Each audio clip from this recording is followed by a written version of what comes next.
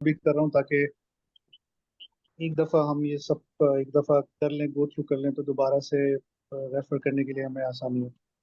चलें इसको कंटिन्यू करते हैं हम। हम इस वाली स्लाइड पर थे, ये हमने कर लिया था। अगली स्लाइड पे चलते हैं। जनरल रूलिंग्स की बात हो रही है गारंटीज की। 2/2/2 इंशाल्लाह ये जो 40 मिनट्स है ना, बस हम ये करेंगे। इसके बाद हम थर्ड सेशन ही करेंगे, वो कल करेंगे इंशाल्लाह। ये जितना अभी हम कर सकते हैं कर लेते हैं। इस वाले क्लॉज में देखें, it is not permissible to combine agency and personal guarantee in one contract at the same time. ये कह रहे हैं कि वही जो हमने पिछली बात की थी ना, उसी की वजाहत ये कर रहा है कि एजेंसी और पर्सनल गारंटी को हम एक कॉन्ट्रैक्ट में जमा नहीं कर सकते। The same party acting in the capacity of an agent on one hand and acting as a guarantor on the other hand. इसकी परफेक्ट एग्जांपल आपके यहाँ बैंकों में इस्तिस्ना और मुसावमा है, या तिजारा है, जहां पर आप कस्टमर को ही सेल एजेंट बनाते हैं और दूसरी तरफ कस्टमर से पर्सनल गारंटी भी लेते हैं। तो इसकी इजाजत आपके पास नहीं है, शरई तौर पर इसकी ममानियत है। Because such A combination conflicts with the nature of these contracts. आपने उसको एजेंट बनाया है तो उस भरोसे पर कि वो आपके इंटरेस्ट में काम करेगा, तो आप उससे उसकी कारकर्दगी के लिए जमानत नहीं मांग सकते। In addition, a guarantee given by a party acting as an agent in respect of an investment turns the transaction into an interest-based loan. अगर वकालतुल इस्तिस्मार है या इस तरह का कोई वकाला है जिसमें आपके इन्वेस्टमेंट एजेंट के तौर पे काम कर रहा है और वो आपको गारंटी कर रहा है कि आपकी इन्वेस्टमेंट सिक्योर है, तो उस सूरत में ये जो ट्रांजैक्शन है ये सूदी कर्जे में बदल जाएगा, क्योंकि आप उस पर गारंटी कर रहे हैं कि उसका प्रिंसिपल महफूज है। Since the capital of the investment is guaranteed in addition to the proceeds of the investment. इसकी इन्होंने वजाहत की है, as though the investment agent had taken a loan and repaid. इसकी वजाहत कर रहा है, गोया ये ऐसे ही है कि इन्वेस्टमेंट एजेंट ने कर्जा लिया है और इसको वापस किया है with an additional sum which is tantamount to रिबा। यानी ये गोया रबवी मामला हो जाता है, रिबा का मामला हो जाता है, जहां पर वो आपको गारंटी कर रहा है कि आपका वो प्रॉफिट सिक्योर, आपका वो प्रिंसिपल सिक्योर है। बेसिकली रिबा के हराम होने की इल्लत ही है कि वहां पर प्रिंसिपल गारंटीड होता है, क्योंकि कर्ज में प्रिंसिपल हमेशा गारंटीड होता है। आपके ऊपर लाजिम है कि आप हर सूरत में उस कर्ज को अदा करें। तो जब आपने उस पर गारंटी दी तो खुद ब खुद वो समझ लें कर्ज वाली कैफियत हो गई। अब आप उस पर किसी भी किस्म का इजाफा उसको देंगे, भले से आपने इसको कहीं हलाल जगह पर इन्वेस्टमेंट किया, वहां से इनकम आई और वहां से आप इसको प्रॉफिट दे रहे हो, उस सूरत में भी गोया ये रिबा का मामला है, interest based loan. But if a guarantee is not stipulated in the agency contract and the agent voluntarily provides a guarantee to his client independently of the agency contract, the agent becomes a guarantor in a different capacity from that of agent. In this case, such an agent will remain liable as guarantor even if he is discharged from acting as agent.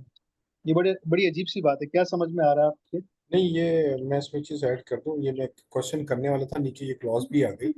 क्योंकि जो आप अभी condition बता रहे थे कि मुसावा में उसके अंदर जो है गारंटीज ले रहे हैं, गारंटीज अभी भी जी लेते हैं, जी तो वो इसी बेसिस पे ले रहे होते हैं कि ये अदर देन कैपेसिटी, एजेंट की कैपेसिटी में नहीं, लेकिन सेपरेट कैपेसिटी में। सेपरेट कैपेसिटी में जो है ना वो लेते हैं।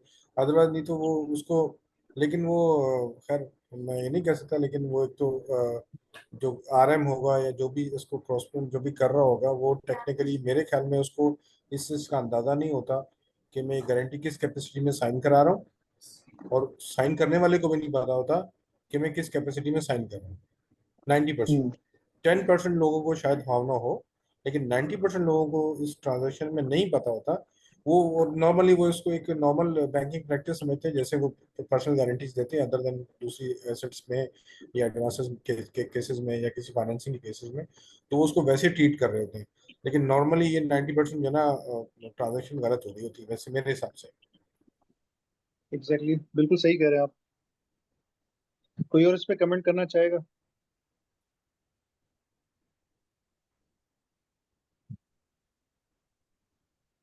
नहीं सर, ये आगे समझ में सही है। इसका बेसिकली कहने का मकसद ये है कि एजेंसी और पर्सनल गारंटी को एक कॉन्ट्रैक्ट में आप जमा नहीं कर सकते। लेकिन अगर आप उसको सेपरेट कैपेसिटी में उसकी अलग से गारंटी ले लें तो उस सूरत में इसकी इजाजत है। In this case such an agent, जैसे ये लिखा हुआ ना, in this case such an agent will remain liable as guarantor even if he is discharged from acting as agent।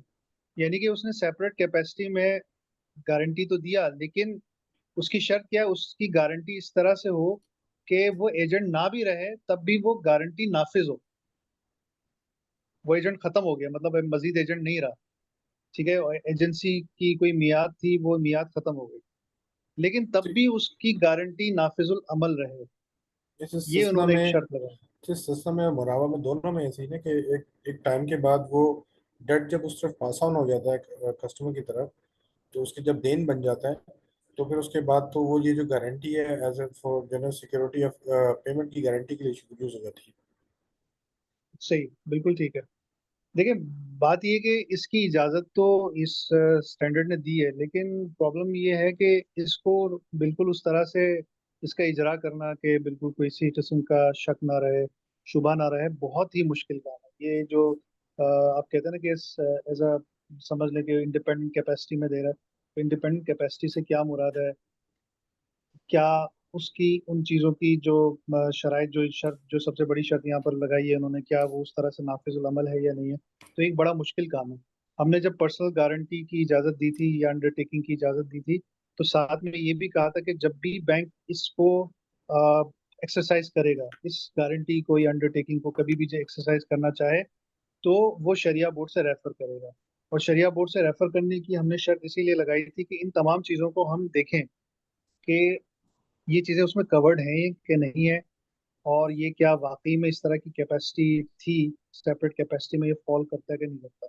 लेकिन बहरहाल यहाँ पर स्टैंडर्ड ने इसकी इजाजत दी। अगर एग्जाम में आपका पॉइंट आता है तो ये बात जरूर मद्देनजर रखिएगा कि कोई एक्सेप्शन इसकी वो पूछ सकते हैं ट्रू एंड फॉल्स में, या वैसे ही आपको मल्टीपल चॉइसेस क्वेश्चन जो हैं, तो ये पॉइंट उस जरूर मेरे ख्याल में मद्देनजर वो रखें। इस तरह मेरे का हिसाब से क्वेश्चन हो तो ये सकता है पॉइंट कि बहुत अहम एज एक एजेंट जो है एक एजेंसी एग्रीमेंट के अगेंस्ट जो है एक और कॉन्ट्रैक्ट जो है वो गारंटी का इशू हो सकता है या नहीं हो सकता, मतलब इस तरह का क्वेश्चन आ सकता है तुमसे। है। बिल्कुल बिल्कुल, बस आप ये जहन में रखें कि स्टैंडर्ड ने एक कॉन्ट्रैक्ट के अंदर एजेंसी और पर्सनल गारंटी को जमा करने से मना किया है, लेकिन सेपरेट कैपेसिटी में पर्सनल हाँ गारंटी ली जा सकती है। ये ठीक पॉइंट है। आप जहन में बिठा लें अच्छी तरह से, बिल्कुल।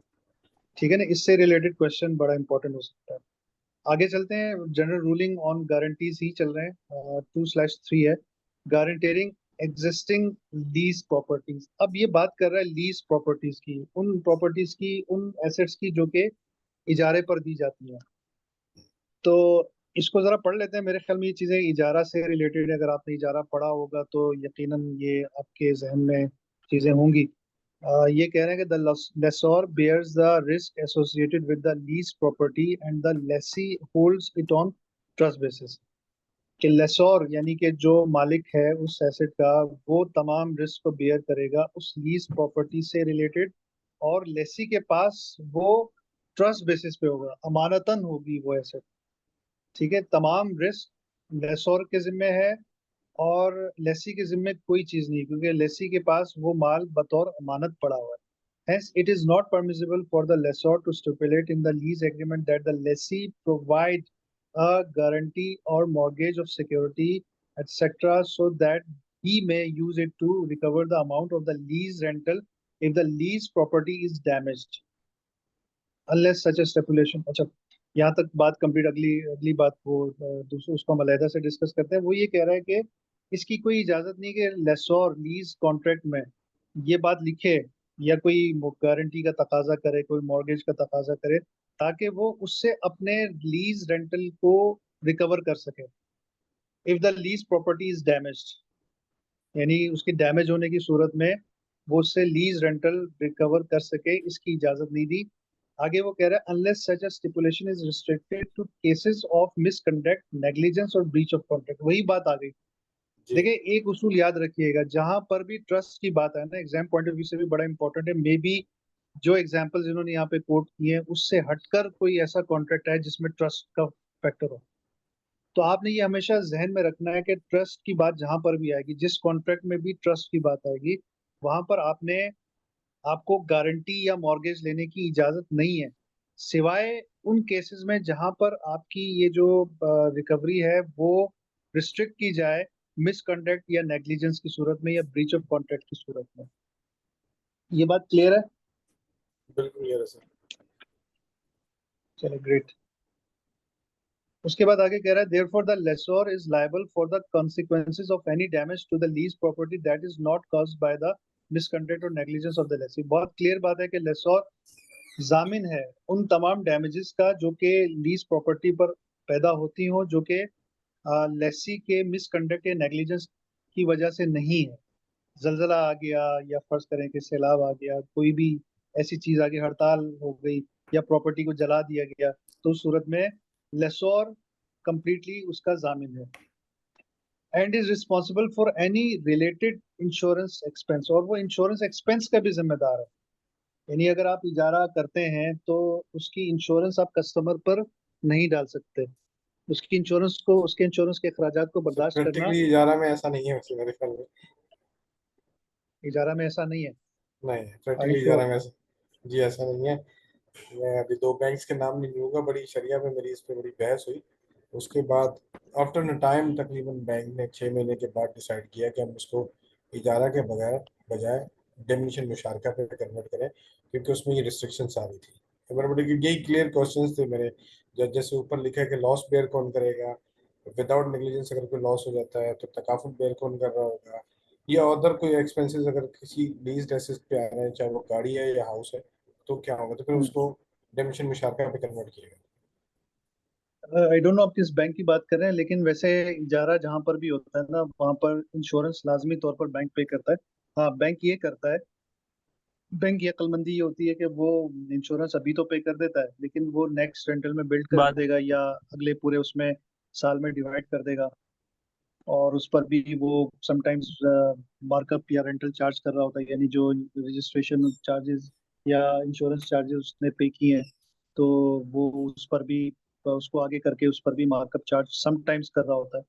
Most of the time initially वो ये इनिशियली एक करता बैंक ने गलती की थी, उस पर उसको पेनल्टी भी लगी थी इस पे उसको पेनल्टी भी लगी थी इस बात पे कि ये कि उन्होंने पहले जैसे आपने उसका रेंटल स्टार्ट हुआ था आपने, या जैसे उसका लीज पे अपनी गाड़ी दी उसको, तो आपने फौरन से उसके पहले साल का उसके आपने जो है ना वो इंश्योरेंस भी काट लिया, और अगले साल का आपने जो है ना उसका है। बिल्कुल, इसकी अब इजाजत नहीं है ना शरिया में। और जी फिर बिल्कुल शायद पेनल्टी इसलिए भी लग रही हो रेगुलेटर की तरफ से, क्योंकि जी ये जो स्टैंडर्ड है इजारा का, ये अडॉप्ट किया हुआ है स्टेट बैंक ऑफ पाकिस्तान में। बिल्कुल तो बिल्कुल वो इसकी भी वायलेशन हो गई, तो पेनल्टी तो डेफिनेटली लगनी चाहिए, शरिया के बिल्कुल अगेंस्ट पेनल्टी बनती है। लगी थी, उस पर पेनल्टी लगी थी, इसी सेंस में लगी थी कि एक तो आपने एडवांस ले ली पूरे साल की, और फिर उसके बाद आपने उसी साल में आपने 12 जो इंस्टॉलमेंट्स उसकी लास्ट पूरे अगले महीने चलनी है पूरे साल उसकी जो रेंटल चलने उस रेंटल्स में आप एडवांस में उससे दोबारा जो है वो इंश्योरेंस के पैसे भी कलेक्ट कर रहे हैं, उसमें ऐड ऑन किए हुए अपने अच्छा। बिल्ट इन किए अच्छा। हुए। अब प्रोडक्ट प्लान पे एसबीपी ने ये कहा कि एक तरफ से आपने एडवांस ले ली, चले ठीक है, वो आपने एडवांस हम्म। दे भी दी होगी आपने अगर तकफल कंपनी को, तो फिर आपने जो आप जो कलेक्ट कर रहे हैं वो आपका राइट नहीं है कि बिल्कुल आपने सही बात है, 12 महीने ये कलेक्ट करना शुरू शरिया की कर दिया, वायलेशन है। ये वॉल्यूशन है। और फिर आपने बिल्कुल। कलेक्ट किए हैं, तो फिर अगर ये पैसे कलेक्ट हो रहे हैं तो इसका मतलब है कि ये जो अमाउंट है ये पर्टेन टू कस्टमर, तो या तो उसको उसका अच्छा, बेनिफिट मिलना एसबीपी चाहिए। एसबीपी तो इस तनाजुर में भी देखता है ना कि कहीं कंज्यूमर का जो इंटरेस्ट है उसको नुकसान ना पहुंचे। ऑब्वियसली यहाँ एग्जैक्टली। पर वो पिछला भी ले लिया, अगला भी आप एडवांस में ले रहे हैं, जी हाँ तो कस्टमर को दोनों तरफ से आपने हिट लगा दी। बिल्कुल तो ऐसा। बहरहाल ये स्टैंडर्ड के हिसाब से ये बहुत क्लियर है कि इंश्योरेंस एक्सपेंसेस बैंक को ही बेयर करना। The जी हाँ lessor also bears the expense of any major maintenance work required to keep the leased property in the condition necessary to provide the contractual benefits under the lease। ये again exam point of view से बहुत ही important है, क्योंकि इसमें थोड़ी सी confusion हो जाती है। देखें, उमूमन इजारा में ये कहा जाता है कि जो ऑनरशिप रिलेटेड एक्सपेंसेस हैं वो लेसोर की जिम्मेदारी है, कि जी जैसे इंश्योरेंस वगैरह, और उस पे गाड़ी है तो उस पर जो अखराजात इस तरह के हैं, कोई बहुत ही ह्यूज डैमेज हो जाता है। लेकिन जो आपके मेंटेनेंस से रिलेटेड है, जी तो यहाँ पर ये बात कर रहे हैं कि जो मेजर मेंटेनेंस से रिलेटेड है, मेंटेनेंस इस किस्म की है कि जो कि लीज प्रॉपर्टी को अपनी जिसको कहते हैं वर्किंग कंडीशन में रखने के लिए बहुत जरूरी है कि जी अगर आपने वो मेंटेनेंस नहीं करवाई तो ये मजीद इससे काबिले इंतफा नहीं रहेगा, ये एसिड ये काबिले जिसको कहते हैं ना कि जिससे मनफियत आप हासिल नहीं कर सकते। तो इस तरह की मेजर मेंटेनेंस करना लेसोर की जिम्मेदारी है। तो इसमें कंफ्यूज नहीं होना, ये क्वेश्चन आएगा मे बी वो इस तरह का इसका ऑपोजिट पूछे कि माइनर मेंटेनेंस वर्क, कि जैसे टायर की हवा निकल आपने पंचर वगैरह करवाना है, या नॉर्मल आपने फर्ज करें कि उसका मोबिल ऑयल आपने चेंज करवाना है या फिल्टर चेंज करवाना है, या कोई इस तरह का डैमेज जो कि जिसकी वजह से गाड़ी रुकती नहीं है। जी तो उस सूरत में तो लेसी की जिम्मेदारी है, क्योंकि गाड़ी चूंकि चला वो रहा है तो उसकी जो नॉर्मल जो मेंटेनेंस रिलेटेड जिस तरह के काम जो कि जिसकी वजह से एसेट उसका इस्तेमाल रुक नहीं जाता, उस तरह की चीजों में तो उसकी जिम्मेदारी है, लेकिन मेजर मेंटेनेंस लेसोर की जिम्मेदारी है। ये पॉइंट अपने जहन में लाजमी बिठा लीजिएगा। अब ये जनरल ठीक रूलिंग्स ही है। चल रहे हैं। अगला अगला जो पॉइंट है वो रिटर्न डॉक्यूमेंटेशन और अटेस्टेशन के मुतालिक है। रिटर्न डॉक्यूमेंटेशन से मुराद दस्तावेजात का लिख लेना, अटेस्टेशन से मुराद गवाही गवाही से रिलेटेड है। 2/4/1 में documentation in writing is recommended by Sharia whether such documentation is in the form of ordinary or official documents। वो ये कह रहे हैं कि शरीयत में डॉक्यूमेंटेशन किसी भी कॉन्ट्रैक्ट को लिख लेना मुस्तहब है, रिकमेंडेड है, यानी कि ताकीद है इसकी। और चाहे आप ये डॉक्यूमेंटेशन नॉर्मल पेपर्स पे करें या ऑफिशियल डॉक्यूमेंट्स पे करें, ठीक है। ये वाज़े तौर पर ये बात करें, अलबत्ता ये कि इस पर थोड़ा सा फुकाहा में इख्तलाफ है। बाज़ के नज़दीक ये वाजिब के जुमरे में आता है, क्योंकि कुरान की कुछ आयतें इस सिलसिले में बड़ी वाज़ेह हैं। जैसे कुरान की आयत है या अय्युहल्लज़ीना आमनू इज़ा तदायनतुम बिदैनिन इला अजलिन मुसम्मन फक्तुबूह, कि जब तुम कोई उधार का मामला करो तो उसे लिख लिया करो। यहाँ पर बिल्कुल सरीहन जिसको कहते हैं ना कि अ, हुक्म है एक तरह का कि आप इसको लिख लिया करें। बाज दीगर आयतें भी हैं जिनमें इस चीज़ का जिक्र है, लेकिन फिर इस पर मजीद फिर बहस की जाती है। इस पर ज़्यादा शरई बहस में हम जा नहीं सकते, क्योंकि स्टैंडर्ड्स ही पढ़ने बेसिकली हमें, कोई हम ज़्यादा इधर उधर की बात करें तो आप सब कंफ्यूज भी हो सकते हैं।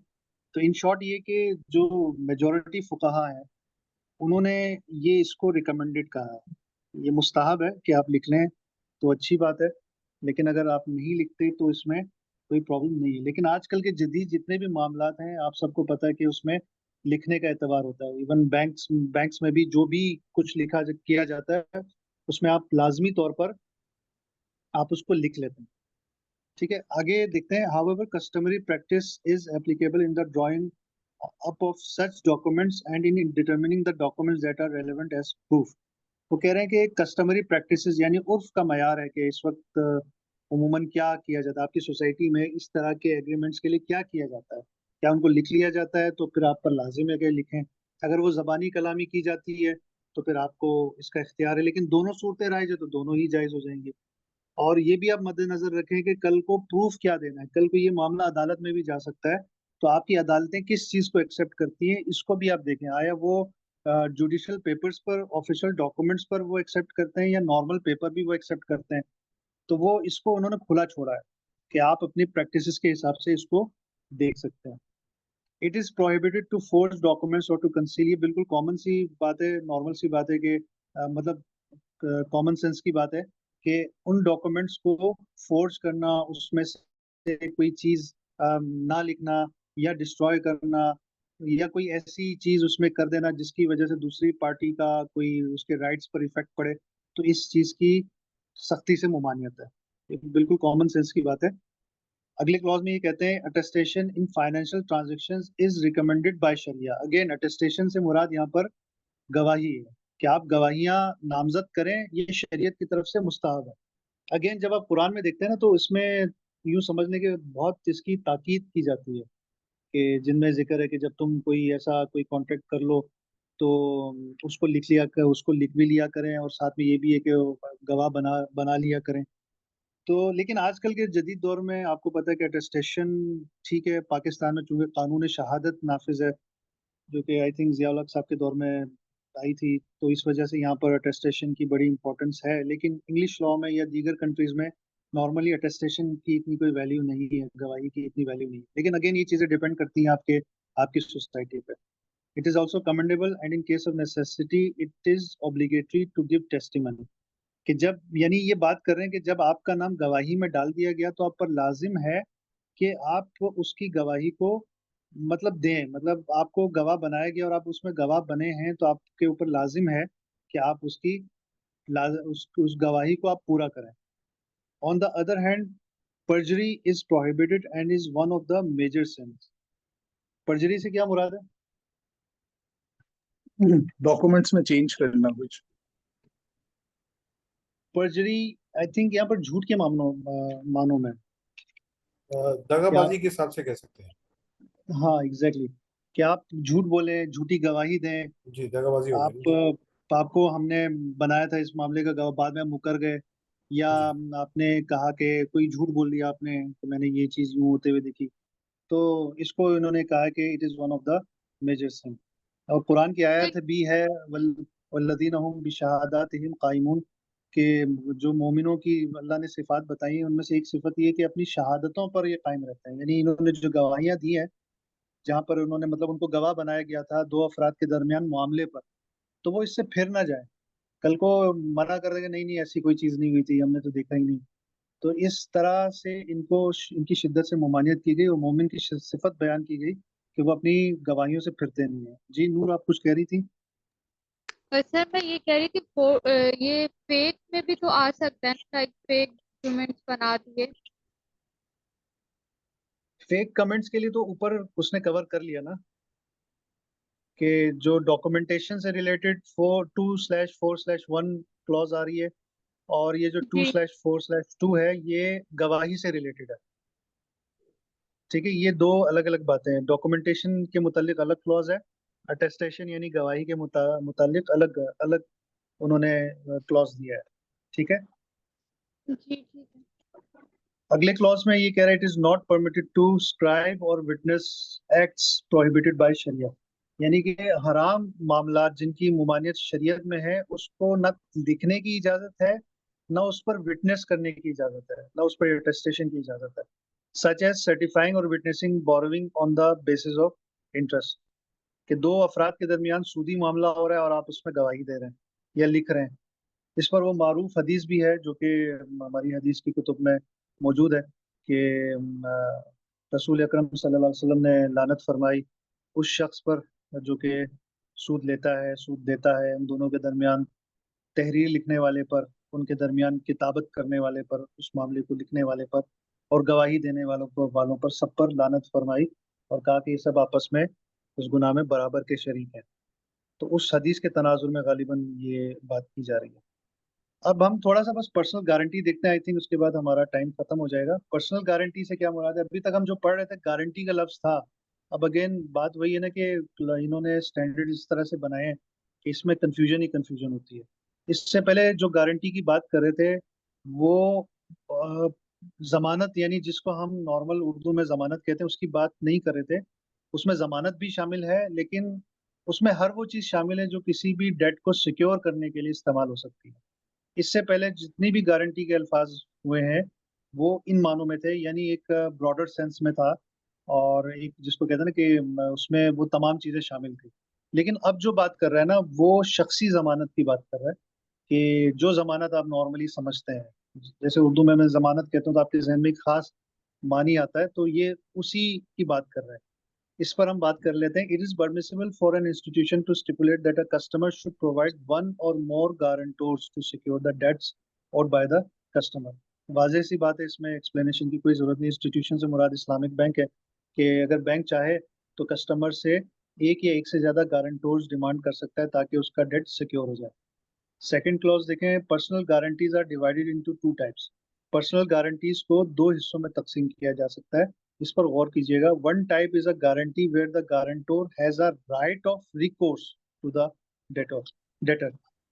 मतलब पहली टाइप वो गारंटी है जिसमें गारंटोर का ये राइट है कि वो डेटर की तरफ अपना राइट उसका होता है कि वो डेटर से मांगे।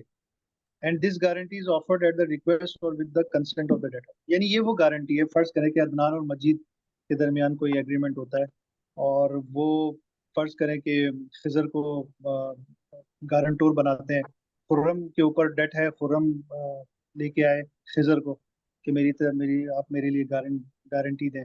खिजर गारंटी देते हैं, लेकिन वो साथ में ये भी कहते हैं कि भाई मैं गारंटी तो दे रहा हूँ, मुझे देना पड़ गया ना, तो मैंने तुमसे ही आके लेना, तो तुम मुझे कहीं से भी तुम अरेंज करके दे दो।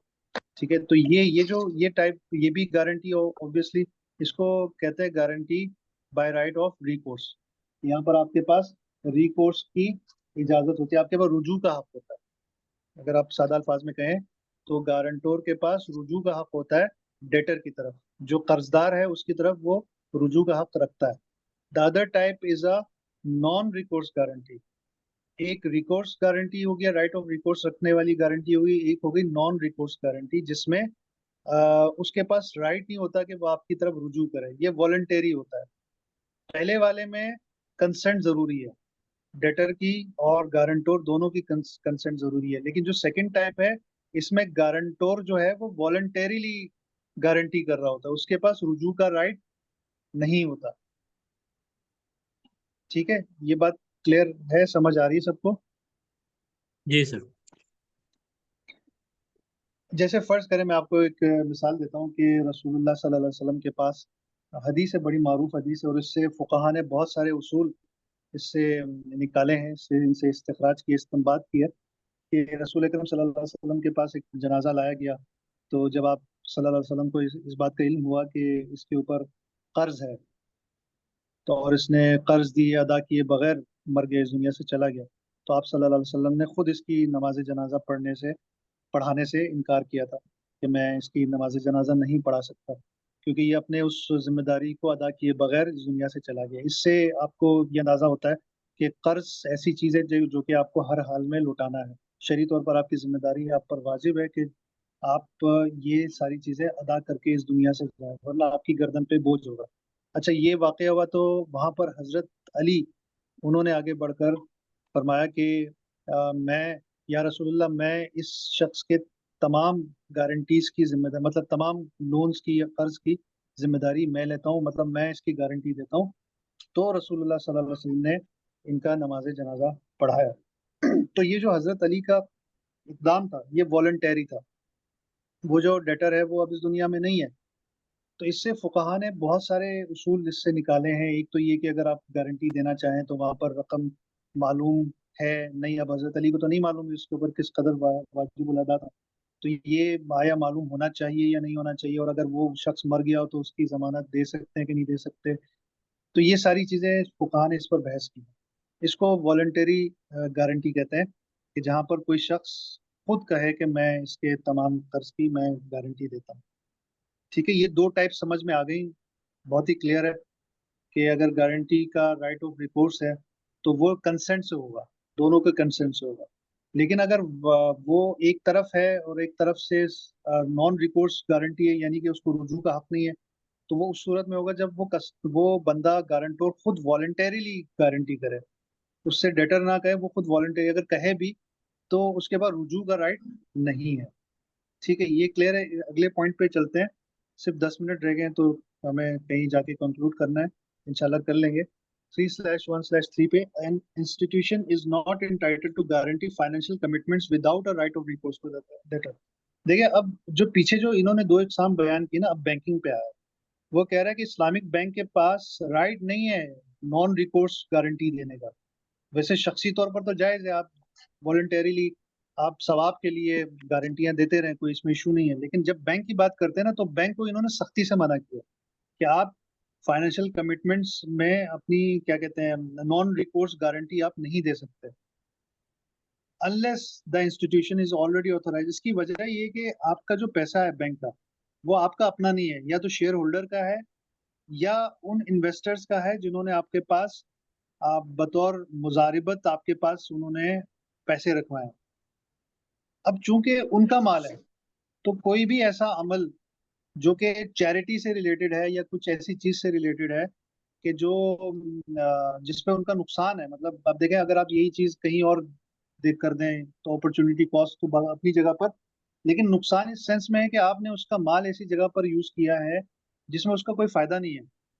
तो यहाँ पर इंस्टीट्यूट को मना किया जा रहा है कि आप नॉन रिकोर्स उसमें आप अमल नहीं कर सकते। हाँ, अगर आपको शेयर होल्डर ने आपको इस बात की इजाजत दी है और आपके इन्वेस्टर्स ने, यानी कि आपके जो अकाउंट होल्डर्स हैं, इन्वेस्टर से मुराद यहाँ पर मुजारिबत पे जिन्होंने आपके पास अकाउंट खुलवाया है, या वो जिन्होंने वकाला की बेस पर आपके पास डिपॉजिट रखवाया है, तो वो जब तक आपको डोनेशंस की और एक्ट ऑफ बेनोवलेंस की इजाजत ना दे, नीचे देखे ना ये जुमला आ रहा है, unless the institution is already authorized by its shareholders and investors to make donations or to perform acts of benevolence।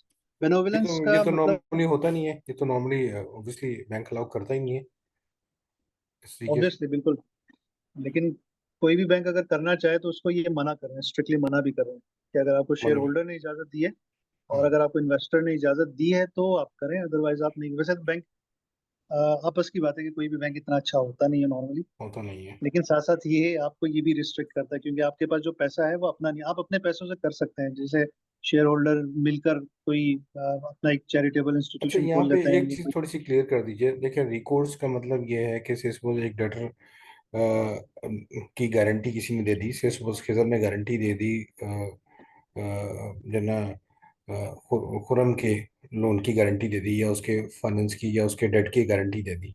ठीक है, अब अगर खुरम पे नहीं कर पा रहा तो खिजर ने गारंटी दी है, तो खिजर रिकोर्स करेगा खुरम को कि जी आप पैसे दें तो मैं गारंटी या वो जो अमाउंट या डेट जो है सेटल करूं। इसके वो एक तो पहले वो ट्रांजेक्शन। पहले गारंटी जब कॉल होगी तो पहले जो है वो गारंटर ने आगे सेटल करना है, उसके बाद वो रिपोर्ट्स करता है। हाँ, एग्जैक्टली, वो पहले ये रिपोर्ट्स करके वहां से नहीं मांगेगा। जी, यही मैं क्लियर करना चाहता कि यहाँ पे कहीं खुदा न खास्ता ऐसा तो नहीं कि वो कॉल अप पे ही रिकोर्स की आवाज दे देगा। पहले तो वो नहीं सेटल नहीं, करेगा ऐसा उस डेट को, नहीं। अगर क्लेम आता है तो। देखिए, वो जो गारंटी, पर्सनल गारंटी का मफहूम ही ये है ना कि वो गारंटी किस चीज की दे रहा है, वो ये कह रहा है कि ये नहीं देता तो मैं दूंगा। अगर वो नहीं दे रहा तो वो दे देगा, लेकिन देने के बाद वो उससे रुजू का हक रखता है कि भाई मैंने तुम्हारा जो डेट है वो पे कर दिया था, अब तुम मुझे दे दो। तो वो ये है, यानी कि जो अदनान है वो तो निकल गया, उसको अपने जी। पैसे मिल गए, उसको इससे गर्ज नहीं है। उसने चूंकि सिक्योरिटी ही इसीलिए रखवाई थी, गारंटी ही इसलिए रखवाई थी ताकि उसका जो डेट है वो सिक्योर हो जाए। तो उसका डेट सिक्योर हो गया, उसको तो डेट मिल गया, वो तो चला जाएगा। अब ये बी और सी के दरमियान मामला रह जाएगा, इनका खुर्रम और तो ऐसे खिजर के इंस्टीट्यूशन दरमियान जो मामला है है। इसमें जब भी ऐसे इंस्टीट्यूशन जो है वो तो रिकोर्स करता ही है कस्टमर को। ऑब्वियसली ऑब्वियसली, ये आपका स्टैंडर्ड भी तो मना करते हैं ना, नॉन रिकोर्स तो आप कर ही नहीं सकते। हम्म। अव्वल तो आप वैसे ही नहीं करेंगे क्योंकि ये तो एक वॉलंटरी एक्ट है, आप उसमें रूल रिकोर्स, बैंक के पास इतने फालतू पैसे तो नहीं है ना जी हाँ। कि वो किसी को भी जाके नॉन रिकोर्स वाली गारंटी दे दे, क्योंकि उसमें रुजू का तो हक नहीं है, एक दफा पैसा चला गया सो चला गया। तो बैंक तो हम्म। अमूमन इस चीज में पढ़ते भी नहीं, और फिर अगर पढ़ना भी चाहे तो बैंक के, चूंकि उसका अपना फंड नॉर्मली होता नहीं है, तो शेयर होल्डर्स का होगा या फिर इन्वेस्टर्स का होगा, तो आपके स्टैंडर्ड भी उससे मना करता है। बैंक जो भी करेगा वो रिकोर्स वाली गारंटी करेगा। इंशाल्लाह इसकी तफसील आएगी बैंक में किस तरह से करते हैं। बस हम ये वाली जो स्लाइड है ना, ये कंप्लीट करते हैं आज के लिए, फिर हम इसको खत्म करते हैं। It is permissible to fix the duration of a personal guarantee. Clear है कि आप पर्सनल गारंटी की ड्यूरेशन को फिक्स कर सकते हैं। आप ये कह सकते हैं कि ये मेरी गारंटी 1 साल तक वैलिड रहेगी, इसमें कोई हर्ज नहीं है। It is also permissible to set a ceiling on the amount to be guarantee, यानी कि सीलिंग से मतलब है कोई अपर कैप लगा दिया आपने। आपने ये कह दिया कि मैं गारंटी दूंगा 10 लाख तक, 10 लाख तक मैं जामिन हूँ। जैसे फर्ज करें ए और बी आपस में बिजनेस करना चाहते हैं, या ए बी को अपना पैसा देना चाहता है, तो बी ये कहता है कि आप सी को ले आए, या वैसे ही कहता है कि आप कोई गारंटोर ले आए। तो जो गारंटोर आ रहा है वो कह रहा है कि नहीं, मैं तो 10 लाख तक का जामिन हूँ, 10 लाख तक ये डिफॉल्ट करेगा, कोई इस तरह की हरकत करेगा, पैसा जाया करेगा, तो मैं जामिन हूँ, लेकिन इससे ऊपर मैं जामिन नहीं हूँ। तो ये इसकी इजाजत इस यहाँ पर दी गई है। और फिर इसके बाद ये कहा जा रहा है, and it is permissible that a personal loan, personal guarantee be restricted by और by contingent upon a condition, कि अगर पर्सनल गारंटी रिस्ट्रिक्ट की जाए, कंटिजेंट की जाए किसी कंडीशन पर। किसी कंडीशन से मतलब ये कि मैं ये कह दूं कि मैं जब तक पाकिस्तान में हूँ, जब तक मैं कराची में हूँ, ये गारंटी मेरी तरफ से मैं गारंटी दूंगा, लेकिन मैं अगर कराची से बाहर चला जाऊं तो ये गारंटी वैलिड नहीं है, तो ये इसकी इजाजत है। ये कंटिंजेंट है ना, किसी शर्त पर, किसी कंडीशनल है कि अगर ये होगा तो मैं गारंटी दूंगा। ठीक है, अगेन इसकी भी इजाजत है। उसके बाद फिर कहा गया in addition it is permissible that such a guarantee be made contingent upon a future event. आप फ्यूचर मुस्तकबिल के किसी इवेंट पर भी उसको कंटिंजेंट कर सकते हैं। फॉर एग्जांपल आज है 21 तारीख, मैं कहूँ कि मैं 30 तारीख के बाद खुर्रम जो भी माली मामला करेगा अदनान के साथ, तो मैं उसकी जमानत देता हूँ, मैं गारंटी करता हूँ। तो ये जो फ्यूचर इवेंट है ये मैं फ्यूचर की किसी डेट के साथ लिंक कर रहा हूँ, तो इसमें अगेन कोई प्रॉब्लम नहीं है। For example by fixing a future date at which liability will commence, and in this case the guarantor may validly withdraw। इसमें एक बस शर्त ये है कि द गारंटर कभी भी विड्रॉ कर सकता है अपनी गारंटी उस तारीख से पहले पहले। मैंने 30 अक्टूबर कहा, मैंने 30 सितंबर कहा, तो 30 सितंबर तक मैं कभी भी अपना ये गारंटी विड्रॉ कर सकता हूँ, क्रेडिटर को नोटिफाई करते हुए। जो कर्ज देने वाला है या जो समझ लेंगे जिसका डेट है बेसिकली, उसको मैं नोटिफाई करके निकल सकता हूँ। ये शर्त है। आप फ्यूचर का कर सकते हैं, लेकिन इस शर्त के साथ कि आप कभी भी उस डेट से पहले पहले निकल सकते हैं, before the prospective obligation to be guaranteed arises. उससे पहले पहले निकल जाऊं, इसमें कोई प्रॉब्लम नहीं है। अब आप ये देखें कितनी रिलैक्सेशन इसने गारंटी में दी है, और उसकी सिर्फ और सिर्फ एक ही वजह है कि पर्सनल गारंटी को हमारे स्टैंडर्ड्स में बतौर तबर्रो लिया गया है, एक वॉलंटरी, एक एहसान का एक्ट के तौर पे लिया गया है। एक बिजनेस के उस सेंस में उकूद मुआवजात में से नहीं लिया गया है बेसिकली। ये बेसिकली लिया गया है कि एक तरह से आपकी तरफ से एक एहसान का मामला है, इसलिए इस इतनी सारी रिलैक्सेशन गारंटी में मिल जाती है। अगर आप कंपनसेटरी कॉन्ट्रैक्ट होता ना ये, तो इतनी रिलैक्सेशन की इजाजत ना मिलती। बस हमारे पास ये 1.5 मिनट रह गए हैं, तो ये सेकंड हम देख लेते हैं इंशाल्लाह। उसके बाद कंक्लूड करते हैं। अगर कोई कुछ रह जाए तो अगली दफा हम करेंगे। अच्छा, एक चीज मैं बताता चलूँ, इंशाल्लाह अगले सेशंस में हम कोशिश करेंगे कि जो हमने सेट ऑफ पढ़ा है और उससे रिलेटेड कोई क्विज वगैरह मुझे मिल जाए ना, तो हम यहीं पर जरा अपनी प्रैक्टिस भी कर लेंगे सेट ऑफ की, तो आपका सेट ऑफ भी रिकॉल हो जाएगा साथ साथ। तो हम इसी तरह से जो भी हम स्टैंडर्ड खत्म करेंगे, तो हम फ्यूचर में उसकी हम प्रैक्टिस भी करते जाएंगे। तो ये आखिरी बस क्लॉज पढ़ लेते हैं, कुछ ही मिनट रहे, कुछ ही सेकंड रह गए I think. It is not permissible to take any remuneration whatsoever for providing a personal guarantee per se. आप रेम्यूनरेशन किसी भी किस्म की नहीं ले सकते गारंटी, यानी गारंटी देने के लिए कोई कुछ चार्ज नहीं कर सकते, कोई कमीशन नहीं ले सकते, इसकी कोई मतलब फीस नहीं ले सकते, or to pay commission for obtaining such a guarantee. The guarantor is, however, entitled to claim any expenses actually incurred during the period of a personal guarantee. However, आप ये कर सकते हैं कि अगर आपको जो अखराजात हुए हैं इस गारंटी को देने में, कहीं लिख के देना है तो वो बॉन्ड पेपर के अखराजात हैं या प्रिंटर के अखराजात हैं, वट, तो वो आप ले सकते हैं at actual, and the institution is not obliged to inquire as to how the guarantee produced has been obtained by the customer। अच्छा, ये देखिए, ये आगे रेफर कर रहा है सी आइटम नंबर 7/1/1, इसकी वजाहत आगे आएगी, इसलिए हम इसको यहाँ पर रोक देते हैं, इसकी वजाहत आगे आएगी। लेकिन ये जो इन्होंने रेफरेंस दिए, ये दोनों रेफरेंसेस गलत हैं। 7/1/7/1 कोई यहाँ पर क्लॉज नहीं है, ये 6 तक ही चलता है, 7th नहीं है, तो ये इन्होंने गलत दिया। लेकिन इसकी जो उर्दू ट्रांसलेशन है ना, उसमें सही दिया हुआ है। ये बेसिकली 6/1/1 है, 6/1/2 है। इंशाल्लाह अगले सेशन में हम इस